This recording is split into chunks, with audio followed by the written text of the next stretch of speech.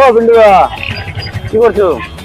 আরে গাড়িটা কোথায় কি হলো বুঝতে পারছি না। আরে পরে দেখবে, চলো চাষে আছি। চলো। চা? হ্যাঁ, গৌরদার দোকানে যাবো, বুঝলো তো? হেভি চা। গৌরদার দোকানে? হ্যাঁ। কেন, কি হয়েছে? চলো। চলো বসো। অর্ডারটা দাও। বলো না, তুমি বলো না কি আছে। গৌরদা, দুইটা চা দাও তো।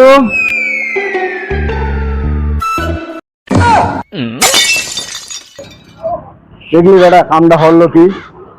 কি করতেছো? চাটা মুখে ছুড়ে মারো কেন? শালার বউ শালারা 69-79 পয়সা এখনো বাকি আছে, ওইটা আগে দে, তারপরে চা নিবি। চা খাইতে। ও গৌরদা, ঠিক আছে, আমি দিয়ে দিচ্ছি টাকা, বাদ দেয় সব, চা দাও দুটো।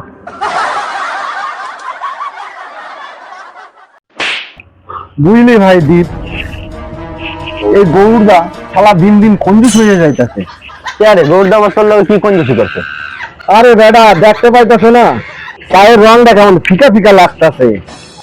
হ্যাঁ বেটা, এটা তুই কিন্তু হক কথা কইছিস। আমার মনে হয় গৌরদা আজকাল দুধে জল মিশাইতেছে। দূর বেটা, কি কও তুই এইসব আলতু ফালতু কথা?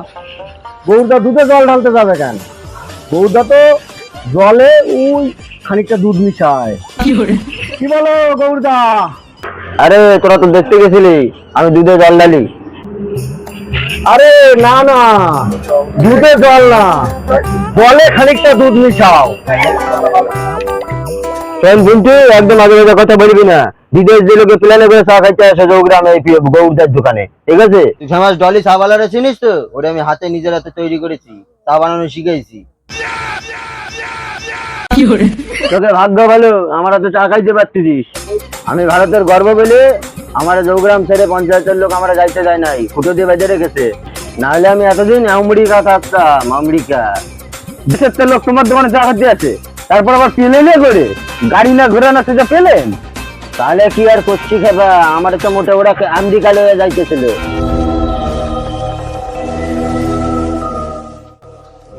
আরে কাকা, তুমি নিজেই দেখো গৌরাদা চায়ের কালার কেমন ফিকা ফিকা বানাইছে। তা তো অবশ্যই ঠিক কইছো, তাহা না হলে এত ঝগড়া কি করে হবে? দেখো কাকা, গৌরদার চা বিক্রি হচ্ছে না বলে কেমন উল্টো পাল্টা ঢপ মারা কথা করছে। কয়দিন পরে কবিনি আমি মুদিরেও চা বানানো শিখিয়েছি, ওর জন্য মুদি প্রধানমন্ত্রী হয়েছে। বুঝলি ভাই দীপ, গৌরদা না বিশাল ঢপ মারা শিখেছে।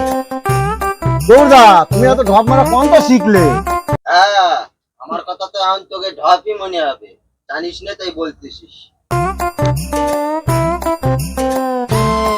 কিন্তু খবরদার আমার চায়ের কোনো বদনাম করবি না, ভালো না লাগলে উঠে চলে যা। দেখছিস সোহান কোথায় রয়েছে? আমার হালকাই নিস না পিঞ্চু।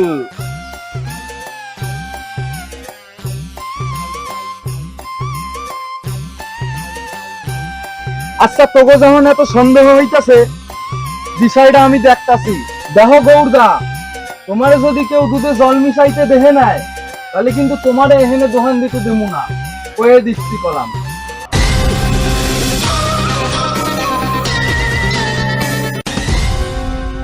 হ্যাঁ, দেখা যাবে না কিছুদিন পর।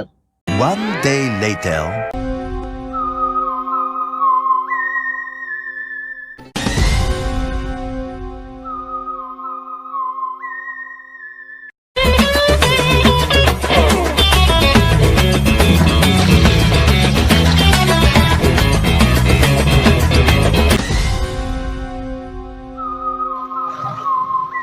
এবার তলে গৌরদারে আমি দুধে জল মিশায়ে দোকানদারে পুরো হাতায় নেব, আমি নিজে বড় লোক হব।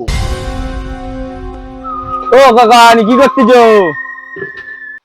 এই গৌরদার দোকানে চা খাতে আইছিলাম, গৌরদার দোকান বন্ধ, তাই দাঁড়ায় রইছি। আচ্ছা ঠিক আছে, তুমি বসো তো, আমি গৌরদারে ডেকে নিয়ে আসি।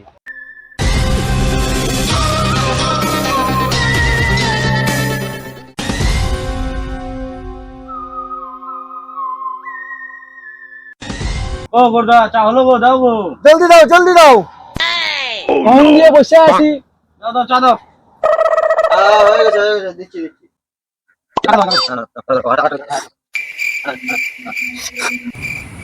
গৌরদা, তুমি আবার দুধে জল মিশাচ্ছ?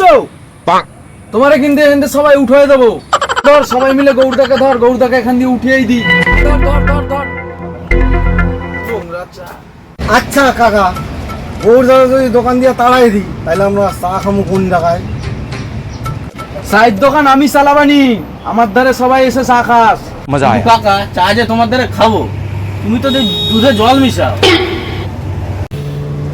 তোরে কেটা কইছে বেড়া? তুই কি করে জানলি এইসব? শুধু একা না, আমরা সবাই জানি আমার দোকানে দুধে জল মিশায়, আমার দোকান হাতানোর ধান্দা। দাঁড়াও দিচ্ছি। ধর ধর ধর ধর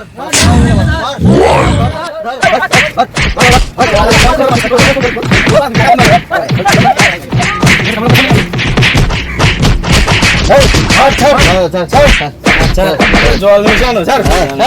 দ্বিতীয়বার করবে না। আমি আর কোনোদিন দুধে জল মিশাবো না।